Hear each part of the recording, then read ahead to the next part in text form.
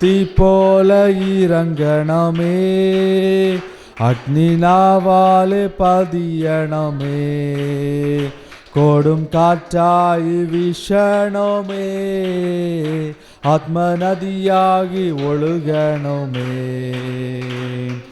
சீனாய் மலை முകളിல் ഒരു തീജ്വാല ഞാൻ കാണുന്നു, ഇസ്രായേലിൻ ദൈവമേ ആ തീയന്മേൽ ഇറങ്ങണമേ. സീനായ് മலை മുകളിൽ ഒരു തീജ്വാല ഞാൻ കാണുന്നു, இஸ்ராயேலின் தெய்வமே ஆ தீயன்மேல் இறங்கணுமே, தீ போல இறங்கணுமே, அக்னி நாவாலே பதியணுமே, கோடும் காற்றாய் வீசணுமே, ஆத்ம நதியாகி ஒழுகணுமே.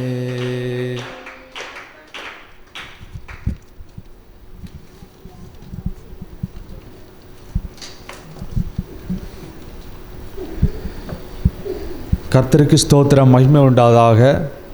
இந்த வாய்ப்பை தந்த பாஸ்டர் ஐயாவுக்கும் பாஸ்டர் அம்மாவுக்கும் அவர்களுக்கு நன்றியை தெரிவித்துக் கொள்கிறேன். இயேசு கிறிஸ்து இந்த உலகத்தில் சுற்றித்திருந்த நாட்களில் ஏராளமான அற்புதங்களை செய்தார். இன்றைக்கு அவர் செய்த அற்புதங்களில் ஒரு சில அற்புதங்களை பற்றி பார்ப்போம். முதலாவதாக இயேசு செய்த முதல் அற்புதம், கானாவூர் கல்யாண வீட்டில் இயேசு செய்த முதல் அற்புதம். யோவான் 2ஆம் அதிகாரம் 1-12 வரை பார்க்கும்போது, கானாவூர் கல்யாண வீட்டில் தண்ணீரை திராட்சசமாக மாற்றினார்.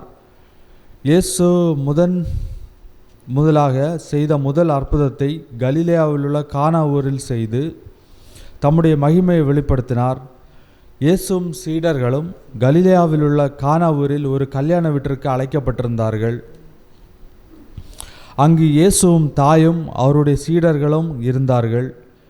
இயேசு தாய் அவரை நோக்கி, அவர்களுக்கு திராட்சரசம் ஒன்றும் இல்லை என்றார்கள். அதற்கு இயேசு, எனக்கும் உனக்கும் என்ன, என் வேலை இன்னும் வரவில்லை என்றார். இயேசு வேலைக்காரனை நோக்கி, அந்த கல்யாண வீட்டில் 6 கற்சாடிகள் இருந்தது, அப்பொழுது 6 கற்சாடிகளையும் தண்ணீரால் நிரப்புங்கள் என்று இயேசு சொன்னார். அவர்கள் அந்த வேலைக்காரர்கள் உடனே கீழ்ப்படிந்து அந்த 6 கற்சாடிகள் தண்ணீர் மாற்றினார். அந்த கற்சாடிகளை இயேசு திராட்சரசமாக மாற்றினார். அப்பொழுது அந்த சடுதியில் நிரப்பப்பட்ட தண்ணீர் ருசி மிகுந்த திராட்சரசமாக மாறுறது. இது ஆண்டவர் கானாவூரில் செய்த முதல் அற்புதம். அடுத்தது 38 வருடம் முடவனாக இருந்த மனிதனுக்கு இயேசு செய்த அற்புதம். வாசிப்பதற்காக தெரிந்து கொள்ள வாசிக்க யோவான் 5ஆம் அதிகாரம் 8-9. யோவான் 5ஆம் அதிகாரம் 8-9.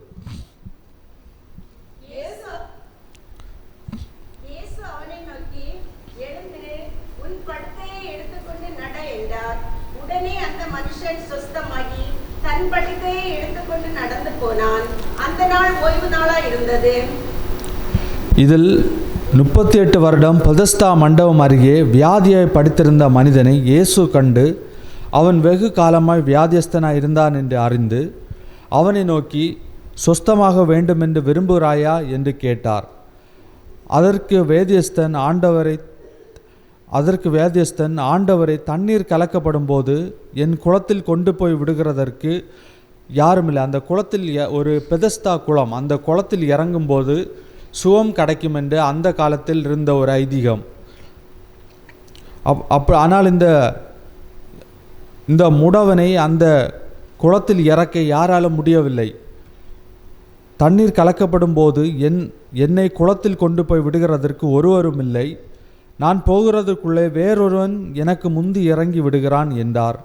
இயேசு அவனை நோக்கி, எழுந்திரு, உன் படுக்கையை எடுத்துக்கொண்டு நட என்றார். உடனே அந்த மனிதன் சுஸ்தமாயி தன் படுக்கையை எடுத்துக்கொண்டு நடந்து போனான்.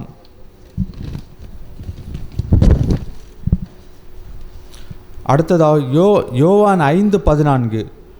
இயேசு அவனை தேவாலயத்தில் கண்டு, இதோ நீ சொஸ்தமானாய், அதிக கேடானதொன்றும் உனக்கு வராதபடி இனி பாவம் செய்யாதே என்றார். இதை பார்க்கும்போது ஒருவன் பாவம் செய்தால் அவனுக்கு வியாதி வரும் என்று அறிகிறோம். விசுவாசத்தை கண்டு அற்புதம் செய்த தேவன். எடுத்தவர்கள் வாசிக்க மார்க் 2ஆம் அதிகாரம் 3 முதல் 5 வரை.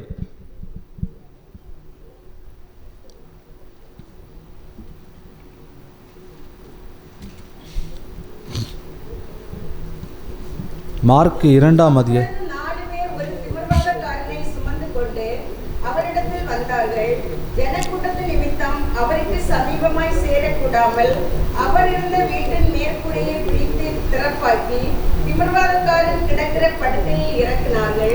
இயேசு அவர்கள் விசுவாசத்தை கண்டு திமிர்வாதக்காரனை நோக்கி, மகனே, உன் பாவங்கள் உனக்கு மன்னிக்கப்பட்டது என்றார். இயேசு ஒரு நாள் வீட்டில் இருக்கிறார் என்று கேள்விப்பட்டு உடனே அந்த ஜனங்கள் கூடி வந்தார்கள். அவர்களுக்கு வசனத்தை போதித்தார். அப்பொழுது 4 பேர் திமிர்வாதக்காரனை சுமந்து கொண்டு அவரிடத்தில் வந்தார்கள். ஜனக்கூட்டம் அதிகமாயிருந்ததினால் அவர் சமீபத்தில் சேரக்கூடாமல் அவர் இருந்த வீட்டின் மேற்கூரையை பிரித்து திமிர்வாதக்காரனை உள்ளே இறக்கினார்கள். இயேசு என்ன செய்தார் தெரியுமா? அவர்களுடைய விசுவாசத்தை கண்டு திமிர்வாதக்காரனை நோக்கி, உன் பாவங்கள் உனக்கு மன்னிக்கப்பட்டது என்றார். இந்த திமிர்வாத நோய் அவனுக்கு எதனால் வந்தது? அவன் செய்த பாவத்தினால் வந்தது. நாமும் பாவத்தினால் வந்தது. இந்த அற்புதம் 4 பேருடைய விசுவாசத்தை கண்டு இயேசு செய்த அற்புதம். அந்த மனிதனை, திமிர்வாத மனுஷனை கொண்டு போன அந்த 4 பேர்கள், அந்த 4 பேர்களுடைய விசுவாசத்தை கண்டு இயேசு திமிர்வாதக்காரனை சுகமாக்கினார். பிசாசு பிடித்த ஊமையான மனுஷனை பேச செய்த தேவன். எடுத்தவர்கள் வாசிக்க மத்தேயு 9:32-33.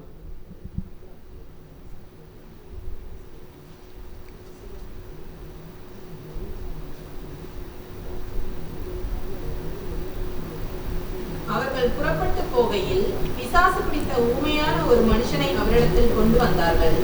பிசாசு துரத்தப்பட்ட பின்பு ஊமையன் பேசினான். ஜனங்கள் ஆச்சரியப்பட்டு, இஸ்ரவேலில் இப்படி ஒரு காலம் காணப்படவில்லை என்றார்கள்.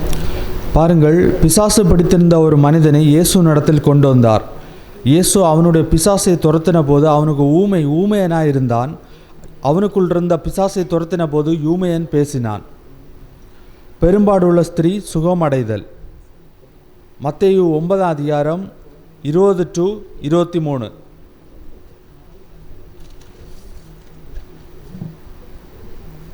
அப்பொழுது 12 வருஷமாய் பெரும்பாடுள்ள ஒரு ஸ்திரீ, நான் அவருடைய வஸ்திரத்தையாகிலும் தொட்டால் சொஸ்தமாவேன் என்று தன் உள்ளத்தில் எண்ணிக்கொண்டு அவர் பின்னாலே வந்து அவருடைய வஸ்திரத்தின் ஓரத்தை தொட்டாள். இயேசு திரும்பி அவளை பார்த்து, மகளே, திடர்கொள், உன் விசுவாசம் உன்னை ரட்சித்தது என்றார். அந்நேரம் முதல் அந்த ஸ்திரீ சொஸ்தமானாள். 12 வருடம் பெரும்பாடுள்ள ஸ்திரீ விசுவாசத்தை பார்த்து அற்புதம் செய்த தேவன். இயேசு செல்லும் வழியில் ஜனக்கூட்டம் அதிகமாக இருந்தது. பெரும்பாடுள்ள ஸ்திரீ இயேசு கிறிஸ்துவின் வஸ்திரத்தை தொட்டால் சுகமாவேன் என்று விசுவாசித்தாள். அவள் இயேசு கிறிஸ்துவின் பின்னால் வந்து அவருடைய வஸ்திரத்தின் ஓரத்தை தொட்டாள். இயேசு திரும்பி அவளை பார்த்து, மகளே, திடன்கொள், உன் விசுவாசம் உன்னை ரட்சித்தது என்றார். அந்நேரமே அவள் சொஸ்தமானாள். இது அவருடைய விசுவாசத்தை கண்டு தேவன் செய்த அற்புதம்.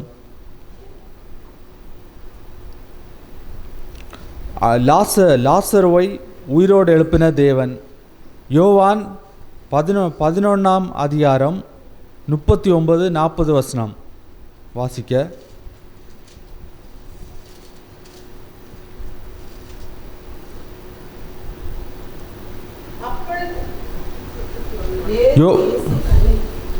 இயேசு கல்லை எடுத்து போடுங்கள் என்றார்.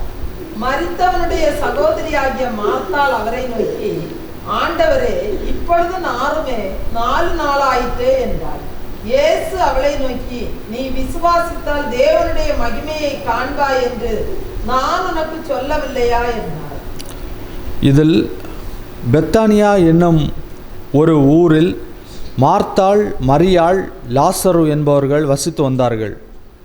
இதில் லாசரு என்பவன் இயேசுக்கு அன்பான இருந்த ஒரு மகன். ஒரு நாள் லாசரு வியாதிப்பட்டு மரித்து போனான். இறந்து 4 நாள் ஆன லாசருவை உயிரோடு எழுப்பினார். லாசருவை வெளியே வா என்று உரத்த சத்தமாய் கூப்பிட்டான். அப்பொழுது மரித்தவன் வெளியே வந்தான். அவன் கால்களும் கைகளும் பிரேத சீலையினால் கட்டப்பட்டிருந்தது.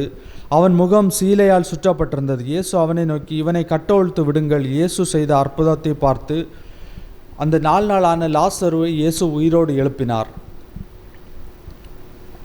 இயேசு செய்த அற்புதத்தை பார்த்து யூதர்களில் அநேகர் இயேசுவினிடத்தில் விசுவாசமானார்கள். அடுத்து இன்னொரு அற்புதத்தை பாருங்கள். 18 வருடம் நிமிர முடியாத கூனிக்கு விடுதலை கொடுத்த இயேசு. லூக்கா 13ஆம் அதிகாரம் 10 முதல் 13 வசனம் வரை.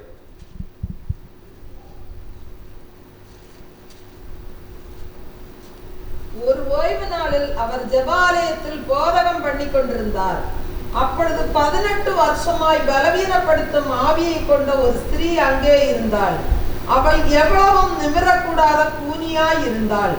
இயேசு அவளை கண்டு தம்மிடத்தில் அழைத்து, ஸ்திரீயே, உன் பலவீனத்தினின்று விடுதலையாக்கப்பட்டாய் என்று சொல்லி அவள் மேல் தமது கைகளை வைத்தார். உடனே அவள் நிமிர்ந்து தேவனை மகிமைப்படுத்தினாள். இந்த வசனத்தில் பார்க்கும்போது நிமிர முடியாத கூனி நிமிர முடியாமல் 18 வருடங்களாக வியாதியிலே பட்டிருந்தாள்.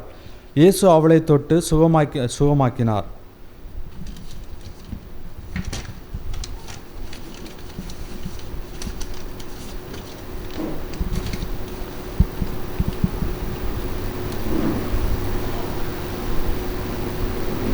வேதாகமத்தில் இயேசு செய்த அற்புதங்கள் 37 சொல்லப்பட்டிருக்கிறது.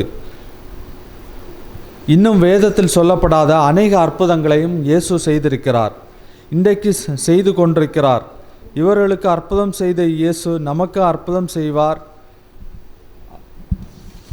ஒரு பாடல், அற்புதம் செய்வார் இயேசு, அற்புதம் செய்வாரே, அற்புதம் செய்வார் இயேசு, இன்றைக்கு செய்வாரே, அற்புதம் செய்வார் இயேசு, அற்புதம் செய்வாரே, அற்புதம் செய்வார் இயேசு, இன்றைக்கு செய்வாரே. கலங்கி வந்த மகனே, கலங்காதே மகளே, கலங்கி வந்த மகனே, கலங்காதே மகனே, நோயிலிருந்து விடுதலை இயேசு தருவார், பேயிலிருந்து விடுதலை இயேசு தருவார், நோயிலிருந்து விடுதலை இயேசு தருவார், பேயிலிருந்து விடுதலை இயேசு தருவார். அற்புதம் செய்வார் இயேசு, அற்புதம் செய்வாரே, அற்புதம் செய்வார் இயேசு, இன்றைக்கு செய்வாரே. தடைபட்ட காரியத்தை நடத்தி காட்டுவார், தடைகளெல்லாம் நீக்கி உன்னை மகிழ்ச்சியாக்குவார், தடைபட்ட காரியத்தை நடத்தி காட்டுவார், தடைகளெல்லாம் நீக்கி உன்னை மகிழ்ச்சியாக்குவார். அற்புதம் செய்வார் இயேசு, அற்புதம் செய்வாரே, அற்புதம் செய்வார் இயேசு, இன்றைக்கு செய்வாரே. குருடர் செவிடர் முடவருக்கு அற்புதம் செய்பவர், நம்பி வந்த உங்களுக்கு அற்புதம் செய்திடுவார். குருடர் செவிடர் முடவருக்கு அற்புதம் செய்தவர், நம்பி வந்த உங்களுக்கு அற்புதம் செய்திடுவார். அற்புதம் செய்தார் இயேசு, அற்புதம் செய்வாரே, அற்புதம் செய்வார் இயேசு, இன்றைக்கு செய்வாரே. அற்புதம் செய்வார் இயேசு, அற்புதம் செய்வாரே, அற்புதம் செய்வார் இயேசு, இன்றைக்கு செய்வாரே.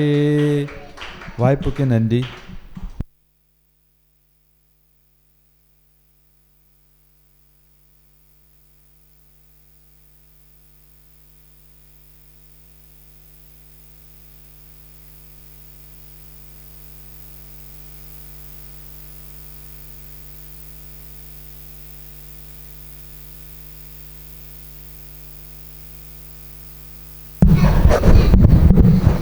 ஹல்லேலூயா, ஹல்லேலூயா, ஹல்லேலூயா, ஹல்லேலூயா. உற்சாகமா கையை தட்டி ஹல்லேலூயா. வானத்தையும் பூமியை உண்டாக்கின சர்வ வல்லமை உள்ள தேவாதி தேவனுக்கு ஒரு அல்லேலூயா சப்தமாய்.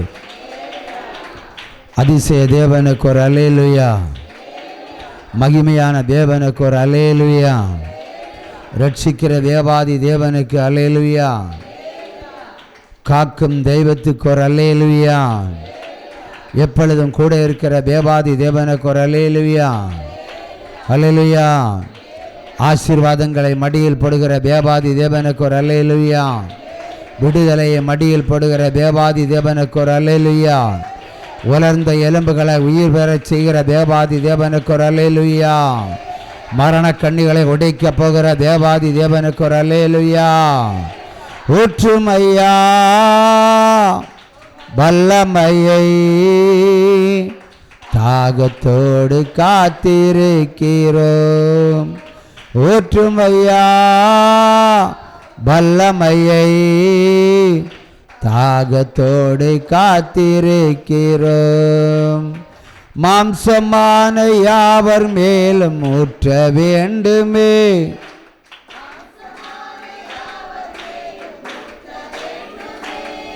மக்கள் எல்லாம் இறைவாக்கு உரைக்க வேண்டுமே. ஊற்றுமையா வல்லமையை,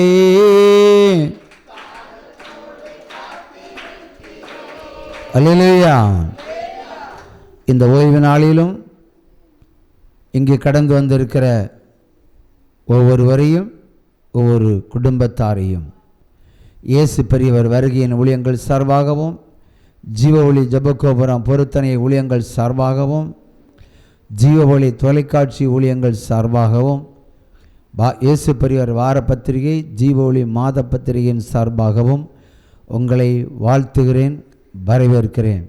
தேவாதி தேவன் நிறைவான பரிசுத்தத்தை உங்களுக்கு தந்து காக்கும்படியாய் ஜெபிக்கிறேன். அல்லேலூயா.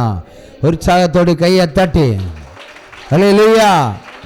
சிங்கக்கேவியோ சூளை நிரப்போ, அவர் என்னை காத்திடுவார்.